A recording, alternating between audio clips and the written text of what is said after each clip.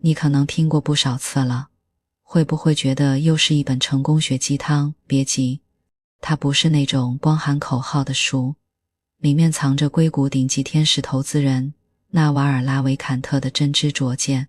纳瓦尔这人特别有意思，他投资过推特、优步这些改变世界的公司。他不爱藏着掖着，反而喜欢在网上跟人聊怎么赚钱。后来一个叫埃里克·乔根森的朋友把纳瓦尔10年来在推特访谈和博客里的碎碎念整理成了这本纳瓦尔宝典，里面全是大白话，每一句都像经过千锤百炼的真话，没有花哨的包装，只有他亲身经历过大起大落后琢磨出来的本质。有人可能会问，不就是一本语录集吗？还真值得。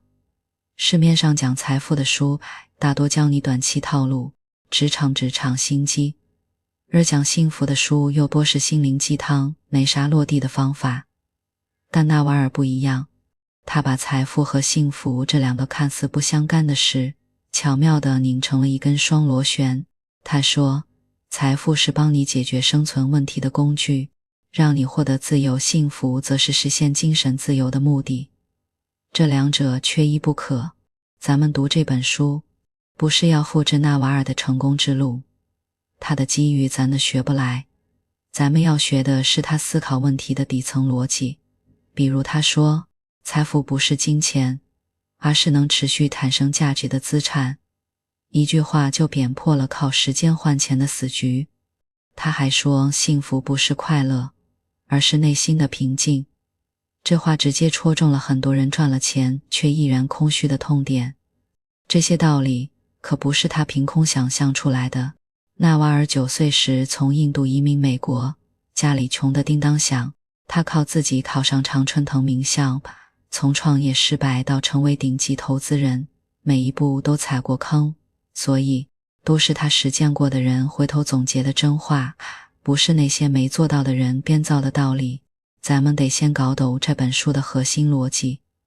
他从不讲财富和幸福二选一，而是先靠理性赚够底气，再靠智慧守住内心。接下来咱们就顺着纳瓦尔的思路，先拆解财富这半盘棋，看看普通人怎么从卖时间走到造资产。财富与幸福，一张地图2个终点。翻开纳瓦尔宝典，你会发现一个有意思的结构。作者埃里克·乔根森明明整理的是纳瓦尔10多年间的零散观点，却特意把内容分成了财富放在了前面。这可不是随便排的顺序，恰恰藏着纳瓦尔最核心的思考逻辑。纳瓦尔在一次访谈里说过一句话，直接点透了这个安排的本质。人得先解决生存自由，才有资格谈精神自由。这话听着实在，却戳中了很多人对财富与幸福的认知误区。咱们身边总有2类极端的人，一类人把赚钱当成人生全部，每天熬夜加班透支身体，就说等我赚够钱就幸福了。可真到了账户数字达标那天，反而更焦虑了。另一种人呢，觉得谈钱太俗，一心追求精神满足。可真遇到房租到期、家人探病这些实际问题，所谓的幸福瞬间就站不住脚了。纳瓦尔的逻辑刚好卡在这2者中间，财富是工具，幸福是目的，两者不是选，而是像地北双螺旋一样相互缠绕，缺一不可。工具得为目的服务，不然工具就会变成枷锁；目的得有工具支撑，不然目的就是空中楼阁。他先讲财富，没钱是幸福最大的障碍。你连明天的饭钱都要发愁，根本没心思去琢磨内心平静这回事。是因为只赚钱会走向另一个死胡同，钱赚得越多，欲望被喂得越大，反而离真正的幸福越来越远。这就需要我们先打破2个最常见的认知误区，也就是纳瓦尔在书里第一个误区，把财富和金钱划等号。金钱是社会给你的欠条，而财富是你创造的能持续产生价值的资产。这话得掰开了说才好懂。那工资就是金钱，它证明你用这个月的时间和劳动为社会创造了价值。你可以用它去换别人创造的价值，比如食物、衣服、房子。但工资不是财富，因为一旦你不上班了，这份收入就没了，它没法自动生钱。例如，有人开了家早餐店，刚开始自己和面、煮粥、收钱，这时候他赚的还是劳动换来的金钱。但后来他把流程标准化了，教会了员工，自己不用天天守在店里，店依然能正常营业，每天给他赚几千块。这时候这家能自动运转的早餐店就是财富。再比如，有人爱研究电脑，写了一个能帮中小店主记账的小程序，放到网上卖，哪怕他睡觉的时候也有人在下载付费，这个小程序也是财富。而纳瓦尔投资推特、优步，本质上也是在投资财富。这些公司创造了产品能持续为亿万人提供价值，所以他们的价值会不断增长，自然就拥有了不断增值的财富。搞懂这个区别，你就明白为什么有些人越忙越穷，因为他们一直在靠卖时间换金钱，从来没想着去造财富。而纳瓦尔讲的财富逻辑核心就是教普通人怎么从卖时间的陷阱里跳出来，去创造能自动生钱的资产。第二个误区，把幸福和快乐混为一谈。纳瓦尔的定义特别尖锐，快乐是短暂的刺激，幸福是长期的平静。刷短视频的时候笑得前仰后合，关掉手机的瞬间却觉得空落落的，开心了2-3天，新鲜感一过就没感觉了。甚至升职加薪那种兴奋劲也撑不过1周。它依赖外界的刺激，刺激消失了，感觉也就没了。它是一种不管外界怎么变，我内心都稳得住的状态。纳瓦尔举过自己的例子，他刚创业的时候，公司快倒闭了，欠了1屁股债，每天都有人上门要账。但他那天早上起来煮了杯咖啡，坐在窗边晒了会儿太阳，突然觉得就算公司倒了，现在能晒到太阳喝到咖啡也挺好。这不是自我安慰，而是幸福的本质。它不依赖我对当下的状态是否接纳。快乐和幸福的另一个区别是，快乐是加法，总想着我再得到点什么就更快乐了。而幸福是减法，是我放下点什么就会更幸福。纳瓦尔说，很多人一辈子都在追快乐，就像追着影子跑，永远追不上。而幸福是站定了不动，影子自然就跟着你了。讲到这，你应该能明白纳瓦尔的双螺旋逻辑到底是什么了。财富帮你减掉没钱的焦虑，让你有底气去追求幸福。幸福帮你戒掉贪多的欲望，当你赚了钱也不迷失。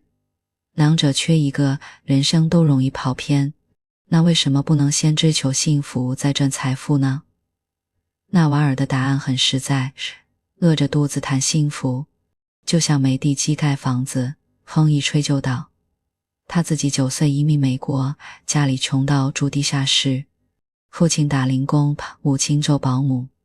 那时候他根本没心思想什么内心平静，满脑子都是怎么才能不饿肚子。直到他通过创业和投资积累了财富，不用再为钱发愁，才真正有精力去琢磨幸福到底是什么。要是只赚财富不谈幸福，结果更糟。纳瓦尔见过太多硅谷的富豪，身家几十亿，却天天失眠、酗酒，家庭破裂。他们赚的钱越多，越怕失去，越要跟别人比。别人买了私人飞机，他就得买更大的；别人投中了独角兽，他就得投更激进的项目。到最后，钱变成了枷锁，把自己捆得喘不过气。这就是没搞懂双螺旋的代价，把工具当成了目的，最终被工具吞噬。所以咱们精读这本书，第一步就得把这个逻辑刻在脑子里。纳瓦尔讲财富不是教你逃避现实，纳瓦尔讲图不是教你逃避现实，是教你拿着财富也能守住内心。搞懂了这个底层逻辑，咱们再往下拆就清晰了。财富螺旋，普通人如何造资产，接下来咱们先聚焦圣螺旋的第一环财富。纳瓦尔最厉害的地方是把赚大钱这件事从靠运气变成了靠可复制的逻辑。普通人不用盼着彩票中奖或者遇到贵人，只要抓住这几个核心步骤，就能从靠时间换钱的死局里走出来。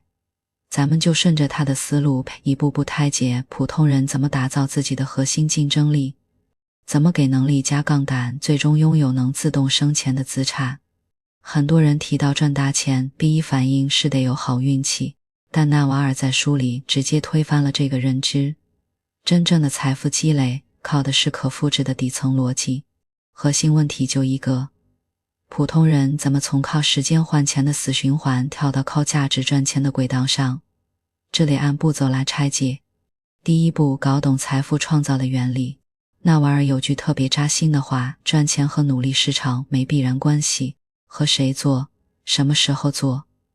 这话打破了我们从小被灌输的努力就有回报的惯性思维，就像餐厅里的服务员每天从早忙到晚，端盘子擦桌子一刻不停歇，月薪可能也就几千块。但如果有人打造了一个自动接单的外卖系统，不用每天守着，只要有商家和用户用，就能持续赚钱。两者的区别在哪？前者是卖时间，后者是叫资产。资产能自动创造价值，收入才有无限可能。纳瓦尔自己就是这个原理的实践者。他刚毕业时也跟普通人一样上班拿工资，后来发现再努力工作也只是用时间换钱，于是开始创业。他做的第一个项目是给企业做软件服务，但还是得靠团队不停接项目做开发，本质上还是卖团队的时间。直到他接触到天使投资，才真正摸到造资产的门道，投资那些有潜力成为自动赚钱机器的公司，比如推特。一旦公司成长起来，他手里的股权就会跟着增值，这才是财富爆发的核心。所以第一个关键就是彻底转变思维，别再盯着怎么多赚1小时的钱，要琢磨怎么造一个能替你赚钱的东西。第二步，打造你的核心竞争力专长，这是财富的起点。纳瓦尔说，专长不是社会培训出来的技能，比如考个会计证，学都能学。真正的专长是你感觉做起来像玩一样，但别人觉得很累的事，这是无法通过标准化培训获得的能力。那么怎么找自己的专长？纳瓦尔给了个特别实用的方法：文艺少年时不用父母逼，自己就愿意花1下午去做的事。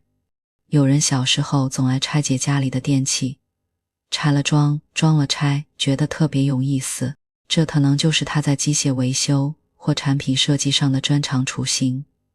有人上学时总爱帮同学调解矛盾，能把吵架的2个人说和，这可能就是他在沟通或心理咨询上的专长种子。纳瓦尔自己的专长就是把复杂的道理讲明白。他从小爱读书，就爱跟人分享，后来不管是写推文还是做访谈，都能把投资哲学这些难懂的话题讲得通俗易懂。这就是他别人抢不走的专长，而且专长不是天生的，是长期沉浸后的结果。就像有人刚开始只是喜欢拍短视频，拍得多了，他慢慢摸透了观众的喜好、剪辑的技巧、选题的规律，最后成了短视频领域的专家。所以别总说我没特长，不是没有，是你还没沉下心去挖掘和打磨。第三步，给专长装杠杆，这是财富从线性增长到指数增长的关键。纳瓦尔说，没有杠杆，再牛的本事也赚不到大钱。普通人能抓住的杠杆有3种，按一相手程度排序，咱们一个个说。第一种是代码和媒体，这是零成本的复制杠杆，也是普通人最该先抓的。代码的本质是用逻辑指令创造一个自动运转的系统，譬如写的小程序，开发个 APP 一旦做出来，就能无限复制。有人用就有钱赚，你睡了觉他还在创造价值。写公众号、拍短视频、做播客，只要内容有价值就能吸引一批粉丝。粉丝多了，不管是接广告、卖产品，还是做知识付费都能赚钱。比如有人擅长做饭，不是每天去餐馆当厨师卖时间，而是拍做饭的短视频，教大家做家常菜，积累了粉丝后推荐厨具，卖自己的食谱，这就是用媒体杠杆放大了做饭的专场。第二种是资本杠杆，就是用别人的钱放大你的判断，比如买优质公司的股票，本质上是用你的钱去投资公司的赚钱能力，公司赚得多，你的股票就值钱。再比如创业岛投资，用投资人的钱去扩大你的业务，赚了钱但比例分，这都是用资本杠杆加速财富积累。但纳瓦尔特别提醒，如果你的判断是错的，杠杆越大，亏得越惨。就像有人跟风买股票，根本不懂公司的业务，只是听别人说能涨，这时候加杠杆炒股，一旦股价下跌，可能血本无归。第三种是劳动力杠杆，让别人为你工作，这是最古老但最难的杠杆。比如开一家公司，招聘员工，让员工帮你创造价值，你给员工发工资，但这需要你懂管理，懂用人，能把一群人的力量拧到一起，不然员工要么摸鱼，要么离职，反而会拖垮你。所以对普通人来说，先从代码或媒体杠杆入手，门槛更低，风险也更小。第四步，把风险变成筹码，承担责任才能拿回报。社会奖励那些勇于用个人名义承担风险的人。这话很好理解，公司出问题的时候，负责人和打工人的处境天差地别。打工人最多换个工作，负责人可能要承担债务，甚至面临法律责任。但相应的，公司赚钱的时候，负责人能拿分红拿股权，打工人只能拿固定工资。这就是风险与回报成正比的道理。纳瓦尔自己做天使投资，就是在用个人名义承担风险。他投的公司可能会倒闭，投进去的钱就没了。但如果投中了像推特这样的公司，回报就是几百倍几千倍。他创业的时候，作为创始人，要对团队、对投资人、对用户负责。一旦失败，名声和财产都会受影响。但成功了，就能获得远超普通员工的回报。所以，想赚大钱就得有敢扛事的勇气，不能只想着稳赚不赔。世界上没有这样的好事。第五步，终极路径就是拥有股权，而不是领工资。纳瓦尔反复强调，工资是线性收入，工资是干一天哪一天你不干了，收入就停了。股权是你拥有公司的一部分，公司成长1倍，你的股权价值可能就涨1倍。公司成长10倍，普通人怎么拥有股权？有3个选择，一是自己创业当老板，直接拥有公司股权；二是加入早期创业公司，争取拿期权，一旦公司上市或被收购，期权就能变成真金白银；三是买优质公司的股票，相当于用少量钱买了公司的部分股权，分享公司成长的红利。纳瓦尔就是通过投资和创业，手里握有多家公司的股权，这才实现了财富自由。讲到这，你会发现，纳瓦尔的财富逻辑环环相扣，连套专长建立价值基础，再用杠杆放大价值，然后通过承担风险获得补权，最终拥有能自动生钱的资产。但这里有个关键的放大器，判断力。没有判断力，选不对专场，用不好杠杆，抓不住股权机会，一切都是白搭。下一部分咱们就重点拆解判断力，这个比努力更重要的能力，看看它到底是什么，普通人又该怎么练。幸福螺旋，一种可以练习的技能。咱们转向双螺旋的另一环，幸福。很多人都觉得幸福得靠运气，遇到好伴侣，挣够钱，牌子有出息才能幸福。但纳瓦尔在书里狠狠推翻了这个想法。幸福不是碰来的巧合，是能刻意练习的技能。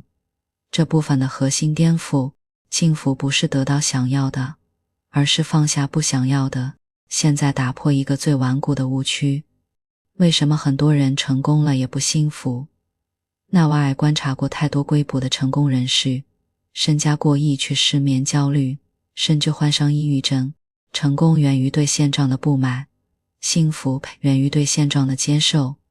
这两者天生就存在矛盾，就像有人定下目标，赚够100万就幸福，真赚到了马上就会盯着200万，买了80平的80平的，欲望永远在前面跑，人永远在后面追，就算追上了也只是短暂喘口气，下一个欲望又冒出来了。纳瓦尔自己也走过这个弯路，他刚实现财富自由时买了豪车豪宅，每天参加各种高端派对，以为这样就该幸福了，但没过多久他就觉得特别空虚，摊着满车库的车反而觉得是负担。直到那时候他才想明白，幸福不是拥有更多，它不是一种状态，而是一种能力。就像学游泳、学开车，只要找对方法，人人都能学会练习。幸福的起点是先接受世界本来的样子，而不是你想要的样子。有次他赶飞机遇上大堵车，眼看就要误机，藏反以前他肯定会烦躁地拍方向盘骂堵车，堵车已经发生了，我再生气也没用，不如打开窗户晒晒太阳，听听平时没时间听的播客。结果那天他虽然误了机，却意外听完了一期特别有启发的节目，反而觉得很放松。这就是幸福能力的雏形，不跟无法改变的事较劲，在现状里找到平静。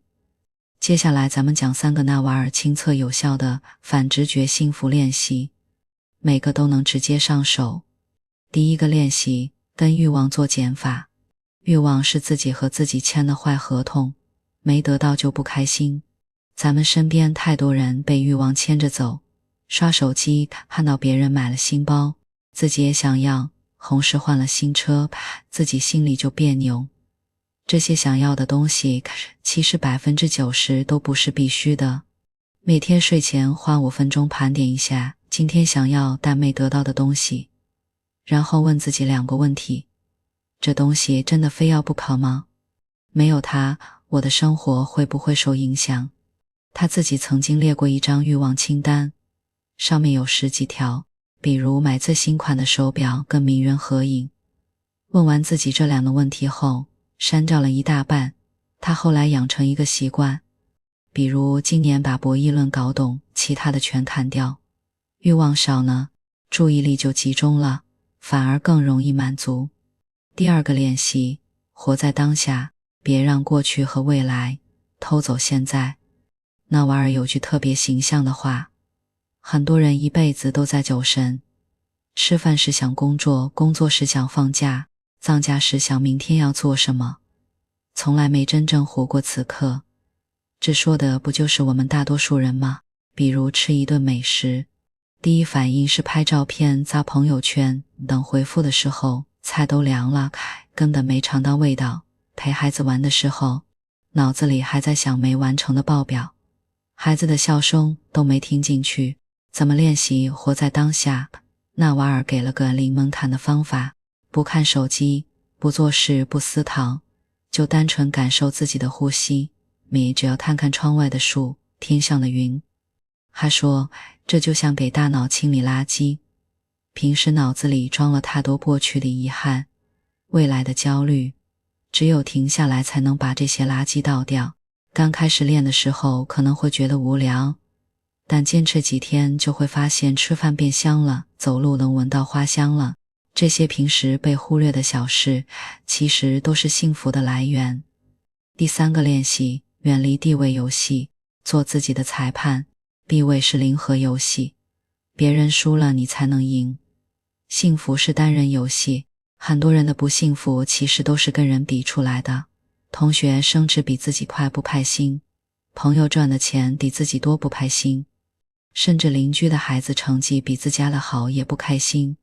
你看到的只是别人的高光时刻，没看到他们背后的烦恼，可能每天要陪客户喝酒到半夜。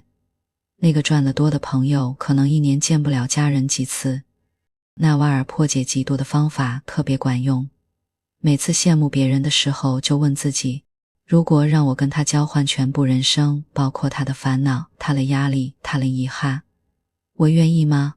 他说自己问过无数次，99%的答案都是不愿意，因为你只想要他的好，却不想承担他的坏，而人生从来都是打包出售的，想明白这一点，就不会再跟人比了，反而会珍惜自己的生活。毕竟你的人生也是别人羡慕不来的，其实是自我救赎。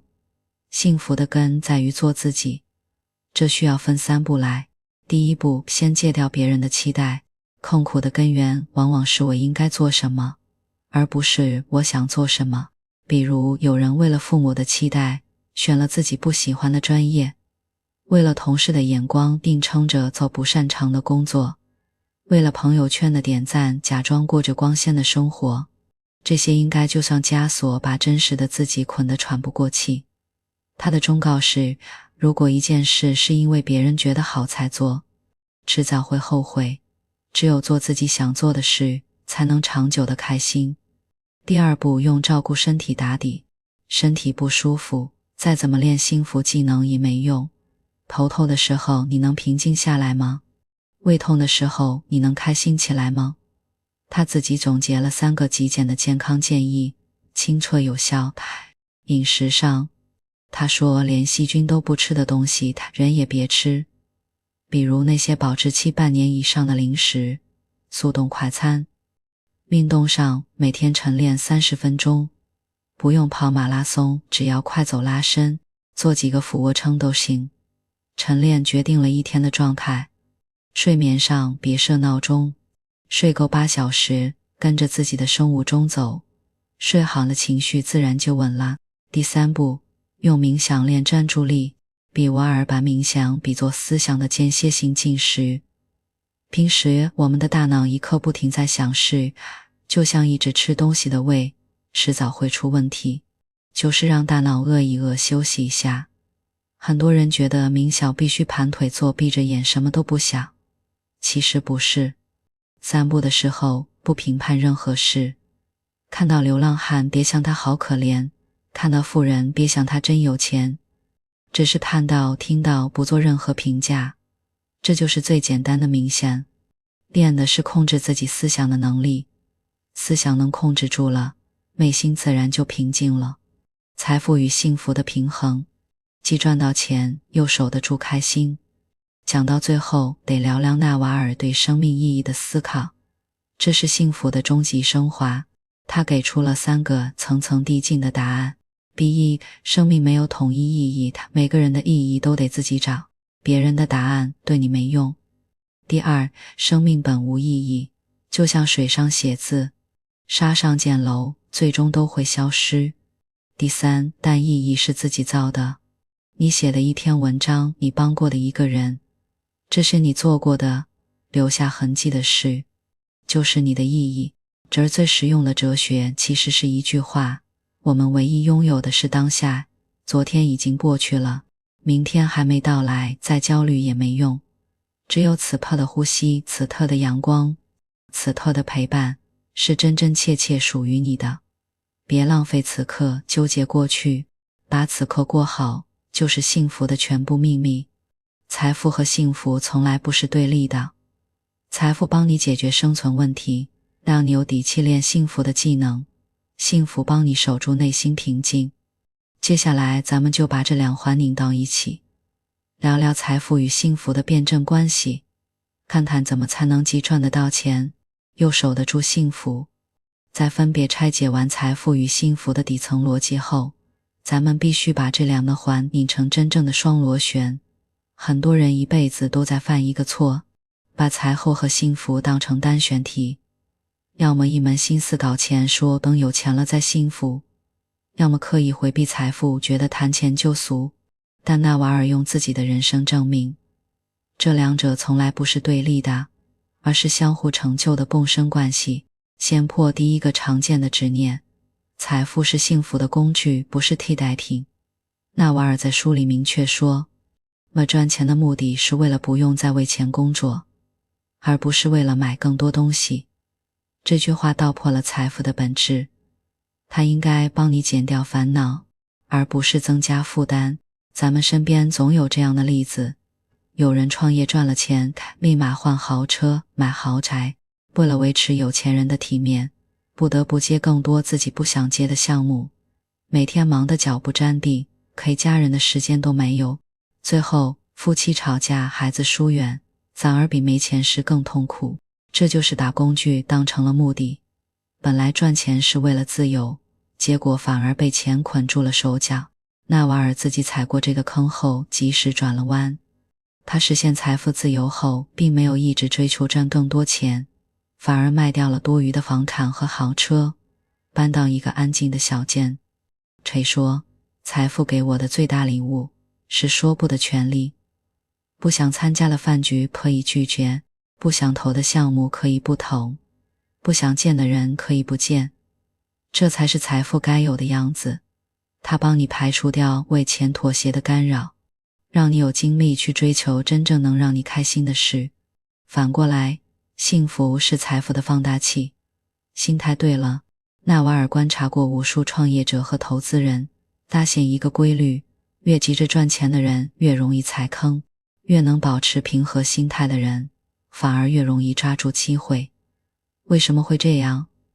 而判断力最忌讳情绪干扰，急着赚钱的人看到别人炒股赚了钱就跟风，听到某个项目能暴富就冲进去，根本没时间冷静思考。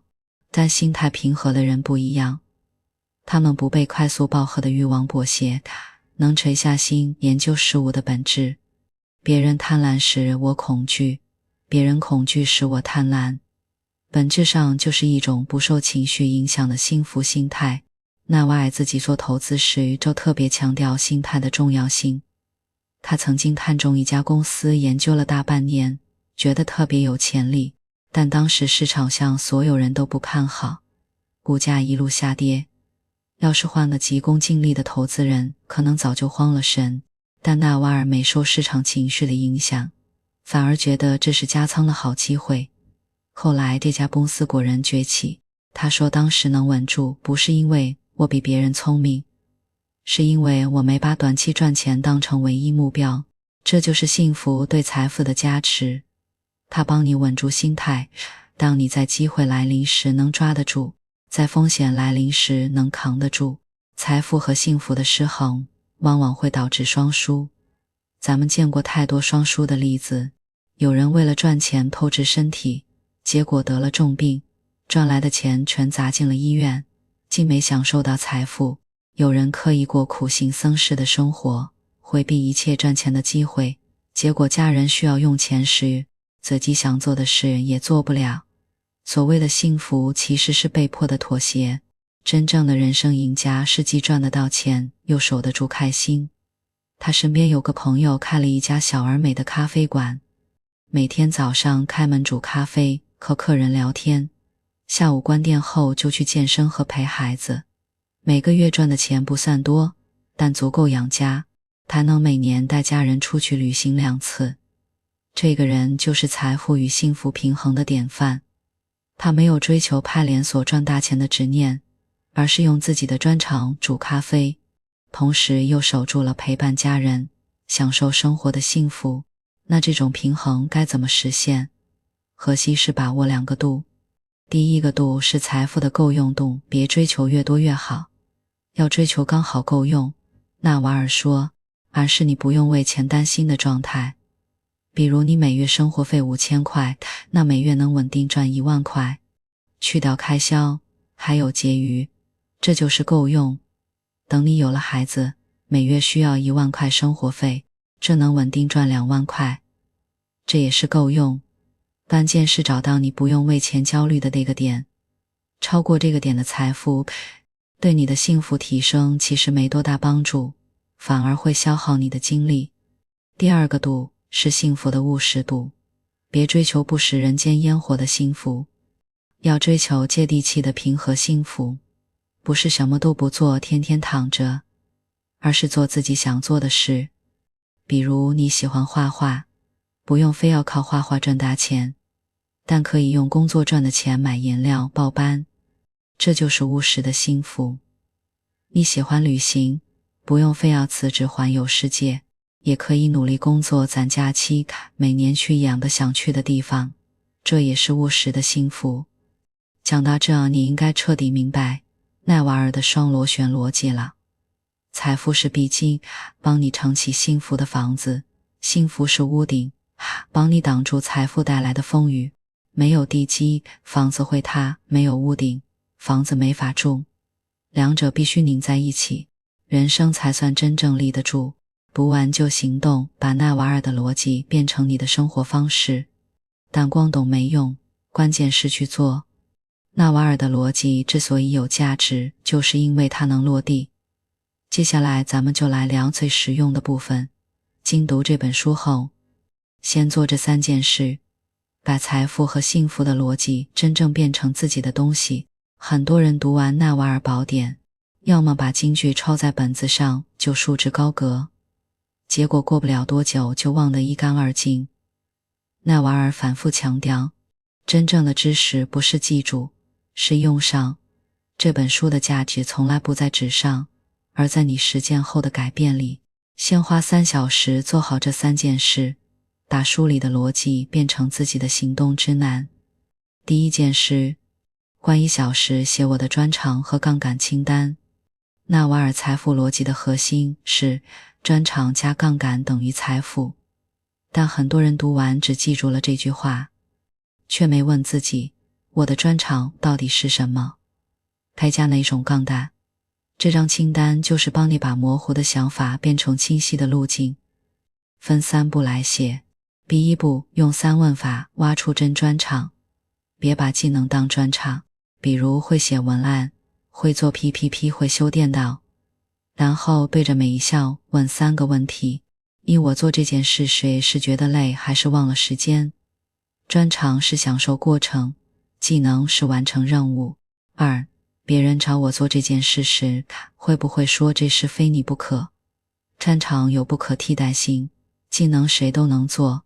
3，这件事能帮别人解决什么具体问题？专长要能创造价值，不是自嗨技能。举个例子，有人写文案，要是每次写都觉得煎熬，只是因为工作需要才学的，那这就是技能。但如果他写文案时能沉浸2小时不抬头，朋友创业写宣传语都找他说你写的比别人戳人心，那这就是专长。他能帮人解决文案没吸引力、卖不动货的问题。第2步，给专长配杠杆，选最易上手的那一个。对照纳瓦尔说的3种杠杆：代码或媒体、资本、劳动力，给你的专长找匹配项。普通人优先选代码或媒体杠杆，门槛最低，风险最小。这里有几个常见搭配参考。专长是做饭好吃，配媒体杠杆，拍家常菜教程短视频，积累粉丝后推荐厨具卖食谱。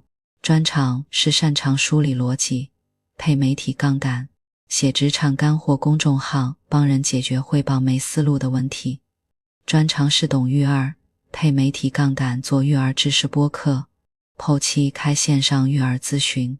专长是会编程，那就配代码杠杆开发小工具，比如职场模板生成器，放到网上付费下载。要是暂时不会代码或做内容也没关系，先从最小化尝试开始，再先拍3条短视频发在社交平台，看看有没有人问。不用一开始就想着变现，先验证专长加杠杆的可行性。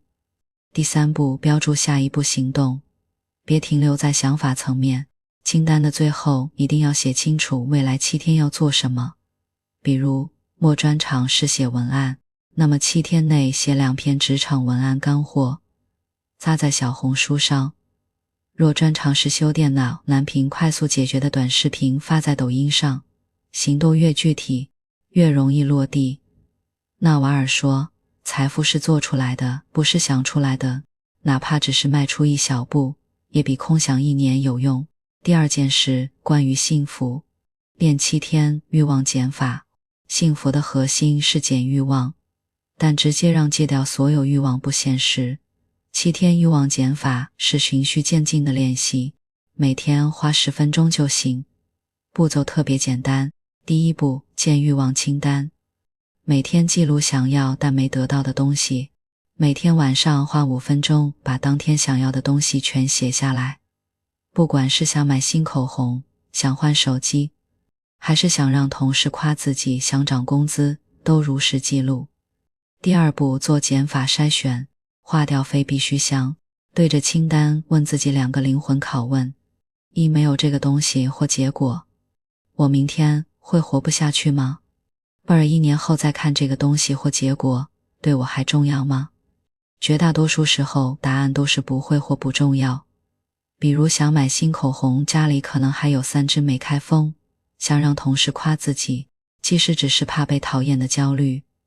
想换手机，其实还能用2年，把这些项划掉。比如涨工资，可能是因为要交房租，调养家人，这就是必须的欲望，值得你专注去争取。第3步，记录情绪变化，感受减法的快乐。每天划掉非必须欲望后，写一句今天的感受。比如第一天划掉想买新包，发现其实不买也没什么，反而不用愁下个月钱不够花了。第2天划掉想让领导表扬，突然觉得做好工作就行，不用总盯着别人的眼光。7天后回头看，你会发现 90% 的欲望都是别人影响的，或者是一时冲动的，根本不是自己真的需要的。这些欲望消失了，焦虑自然就少了，幸福的空间也就腾出来了。第3件事，关于认知，读一本硬书，便深度思考。纳瓦尔说，判断力是财富和幸福的共同放大器。他不建议读畅销书，因为大多是二手观点，而是推荐读数学、科学、哲学经典。这些书能帮你建立底层心智模型，想问题更透彻。第一步，选入门级硬书，别一上来就啃大部头。新手不用直接读哲学原理、数学分析这类有难度又枯燥的书，可以从这些易读又硬核的书开始。想练判断力，可以看《穷查理宝典》，这是查理芒格的心智模型合集，缺失实战经验。想懂幸福本质，这是克里希那穆提的演讲集，讲活在当下的本质。想学清晰思考，可以看看卡尼曼的思考快与慢，主要讲人怎么犯认知错误，帮你避开决策陷阱。第2步，用10分钟笔记法，别读完就忘，读的时候不用逐字逐句记，每天读完花10分钟写2点。一，这本书讲了什么反常识的观点，比如穷查理宝典说，越简单的逻辑越管用。2，这个观点能用到我的生活里吗？怎么用？比如以后做决策时，别只看短期利益，想想长期后果。纳瓦尔自己坚持每天读1小时硬书。7年后，他说，我 90% 的判断力都来自这些经典书。读书不是任务，是给大脑升级系统，系统越强大，不管是搞钱还是幸福都越容易。这3件事看似简单却精准，对应了本书的核心。找专场加杠杆是为了赚笔气，减欲望守平静是为了护初心，读硬书练判断是为了强能力。做完这3件事，你才算真正读懂了纳瓦尔宝典，不是记住了多少金句，而是把书里的逻辑变成了自己的生活方式。终极目的，活成清醒的自己。咱们得回到一个最根本的问题，花这么多时间精读纳瓦尔宝典到底是为了什么？还是找到能立刻开心的秘诀？其实都不是。纳瓦尔在书里藏的最深的答案，是让我们活成清醒的自己，不被外界的标准绑架，不被本能的欲望裹挟，知道自己要什么，该怎么做。他自己就是最好的例子。作为硅谷顶级投资人，他本可以顺着财富游戏一直走下去，投更多项目，活成别人眼里成功的范本，但他没有，反而主动放慢脚步，把时间留给读书、冥想和家人，因为他清楚成功的模板有千万种，但自己的人生只有一种。精读这本书时，我们会发现他讲的每一个财富逻辑，每一个幸福方法，本质上都是在教我们如何剥离外界的杂音，听见自己的声音。现实里太多人活得糊涂，选专业时听父母的，找工作时看薪资的，凭对子都在按别人的剧本走。临近人生终点时才发现，这不是我想要的人生。瓜纳瓦尔的逻辑就是给我们一套清醒的工具，用专长加杠杆的财富逻辑帮你摆脱为钱妥协的无奈，有底气审自己想做的事，用减欲望加活当下的幸福方法帮你戒掉跟人比较的焦虑，能安心过自己的日子，用读印书加练判断的认知方式帮你避开随波逐流的陷阱，学会独立想自己的问题。这些工具凑在一起，其实就是做自己的底气。在做自己这件事上，没人能跟你竞争。你不用逼着自己成为会搞钱的大瓦尔，也不用勉强自己变成超平和的圣人。你只要找到自己的专长，看够用的钱，守自己的幸福，就是最好的。人生就像有人擅长种花，把小花园打理得井井有条，靠卖花赚补生活费，这就是他的清醒。有人喜欢编程，开发小工具，帮人解决问题，不用赚大钱也满足，这也是他的清醒。所以这本书的终极价值从来不是给你一个标准答案，而是让你有勇气写自己的答案。